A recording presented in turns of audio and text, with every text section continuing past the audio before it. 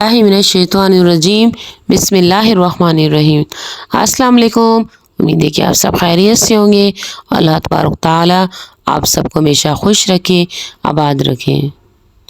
हजूर की जिस रात पैदाइश हुई, हज़रत आमना फरमाती हैं कि हमारे घर में गुर्बत का ये आलम था कि उस दिन हमारे घर में दिया जलाने के लिए तेल भी नहीं था और पैदा दुनिया की सरदार ने होना था।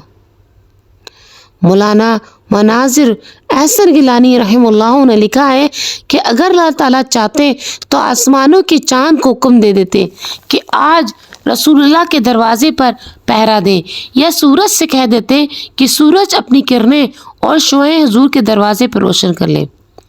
ये सितारे आकर तुलू ही नबी के दरवाजे पर हो सकता था, लेकिन अल्लाह ताला ने ऐसा नहीं किया, बल्कि इस गुर्बत कदा में जिस अंधेरा था उसमें रसूलुल्लाह सल्लल्लाहु अलैहि वसल्लम को भेजा, ताकि दुनिया भर के जो गरीब लोग हैं और मस्कीन और यतीम हैं उनका सर फ़ख्र से बुलंद हो जाए कि अगर हम गरीब हैं तो क्या हुआ, हमारा सरदार भी बिल्कुल गरीब था। यूँ उनकी पैदाइश भी गुर्बत कदा में हुई थी, वो भी यतीम पैदा हुए थे। कुरान पाक की एक आयत है कि आज मेरी तकरीर का उन्वान है अलम यजिद का यतीमन फ़आवा। यही इसका मफ़हूम है कि अल्लाह तबारक ताला ने अपने पैगंबर को पैदा यतीम किया था। हुज़ूर सल्लल्लाहु अलैहि वसल्लम के आपसे पहले आपके वालिद को अपने पास बुला लिया। हुज़ूर की पैदाइश से 3 महीने पहले आपकी वालिद वफ़ात पा गए और हुज़ूर की विलादत के बाद 6 साल तक हुज़ूर अपनी अम्मा हज़रत आमना की गोद में रहे। 6 साल की उम्र में थे कि हज़रत आमना रज़ियल्लाहु ताला अन्हा भी वफ़ात पा गई और उसके बाद उनके दादा हज़रत अब्दुल मुत्तलिब और उस 12 साल के बाद हज़रत उनके वालिद भी वफ़ात पा गए और फिर हुज़ूर की परवरिश आपके चचा ने की। यह हुज़ूर का इब्तिदाई दौर था। हुज़ूर सल्लल्लाहु अलैहि वसल्लम जब पैदा हुए तो हज़रत आमना रज़ियल्लाहु ताला अन्हा फरमाती हैं हमारे घर में कोई चीज़ नहीं थी और तहज्जुद के वक्त दुनिया में तशरीफ़ लाए। हज़रत आमना फरमाती हैं कि जिस वक्त हुज़ूर सल्लल्लाहु अलैहि वसल्लम दुनिया में तशरीफ़ लाए उस वक्त मैंने देखा मशरिक़ की तरफ की आग, आतिश फ़ारस ईरान की वो आग जो हज़ारों साल से चल रही थी, जब हुज़ूर इस दुनिया में तशरीफ़ लाए तो उस वक्त वो आग बुझ गई। हज़रत आमना फरमाती हैं कि मेरे मोहम्मद मुस्तफ़ा सल्लल्लाहु अलैहि वसल्लम का ये मौजज़ा दुनिया को दिखाया गया कि हुज़ूर की पैदाइश हुई तो कसरा का जो महल था उसके कंकर ज़मीन पर गिर। हुज़ूर जब दुनिया में तशरीफ़ लाए तो बहुत सारे लोगों ने आसमानों पे रोशनी देखी, घर में रोशनी देखी, इर्द गिर्द रोशनी देखी और हुज़ूर एक ऐसे अंधेरे में पैदा हुए कि जिस सामने दुनिया का चिराग नहीं था। लेकिन जब हुज़ूर सल्लल्लाहु अलैहि वसल्लम इस दुनिया में तशरीफ़ लाए तो सूरज तुलू हो चुका था, जिसको कुरान ने कहा है सिराजन मुनीरा। सल्लल्लाहु अलैहि वसल्लम पैदा हुए, दुनिया में तशरीफ़ लाए तो इस गुर्बत कदम में आए कि इस घर में आपकी पैदाइश हुई जिस घर में चिराग जलाने के लिए तेल भी नहीं था। हुज़ूर सल्लल्लाहु अलैहि वसल्लम दुनिया में तशरीफ़ लाए। हज़रत आमना फरमाती हैं रोशनी 400 फैल गई, पूरी दुनिया में रोशनी हो गई। 2-3 दिन 4 दिन गुजर गए। पूरे मक्के के अंदर जिस जगह हुज़ूर तशरीफ़ लाए पूरे लोग अरब की कुरैशियों का चर्चा फैल गया। अबू तालिब को बड़ी खुशी थी कि मेरा भतीजा आया है। दादा खुशी से फूले न समाये थे कि मेरा जो लड़का हज़रत अब्दुल्ला फोत हो गए उसके घर एक चिराग रोशन हो गया है, उसके घर के अंदर एक ऐसा हसीन बल्कि एक बड़ा ही हसीन बच्चा आया है। दादा हुजूर को इस तरह उठाकर गलियों में फिरते थे, लोगों से कहते थे देखो ये मेरा पोता कितना खूबसूरत है, ये मेरा पोता कितना हसीन है।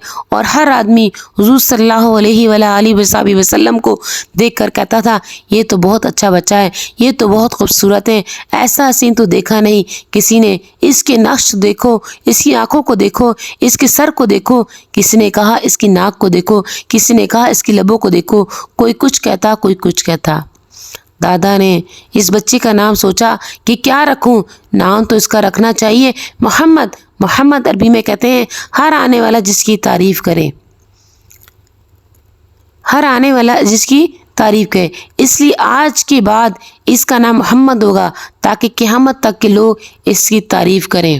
سبحان اللہ۔ عرب میں رواج تھا کہ جب بچہ پیدا ہوتا تو اس کو شہر کی عورتیں یا اپنی ماں پرورش نہیں کرتی تھی، بلکہ دودھ پلانے کے لیے علاقے کے چکوں کی عورتیں آتی تھیں۔ یہ رواج تھا کہ کھلی آب و ہوا میں لے جا کر 2-3 سال تک اس کو دودھ پلایا جائے اور اس کی پرورش کی جائے۔ ان کے جسم کی ساخت بڑی مضبوط آ جاتی ہے اور بچہ بڑا قد آور ہو جاتا ہے۔ چنانچہ جب حضور صلی اللہ علیہ وآلہ وسلم جب پیدا ہوئے، اسی رواج کے مطابق کچھ عورتیں آئیں مدینے کے قریب سے، کچھ اور باہر سے بھی کوئی عورتیں آئیں۔